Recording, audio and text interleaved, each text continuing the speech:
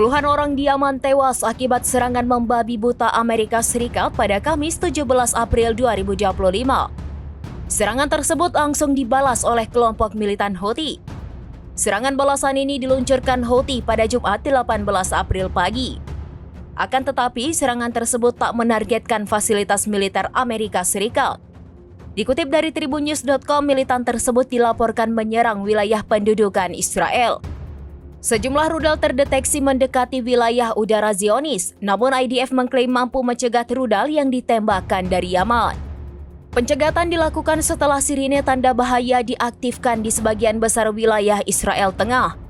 Menurut seorang pakar, serangan balasan Houthi langsung ke Israel ini menjadi bukti lemahnya efektivitas bombardemen Amerika Serikat ke Yaman dalam melemahkan kelompok tersebut. Diketahui militer Amerika Serikat sebelumnya menyerang pelabuhan Ras Isa yang terletak di pesisir Laut Merah, barat Yaman. Menurut Komando Pusat Militer Amerika Serikat atau CENTCOM, pelabuhan Ras Isa menjadi titik strategis untuk pasokan logistik dan dana bagi kelompok Houthi. Api berkobar hebat setelah serangan yang diluncurkan oleh Washington. Akibat serangan ini, 38 orang dilaporkan tewas, sementara 102 lainnya mengalami luka-luka.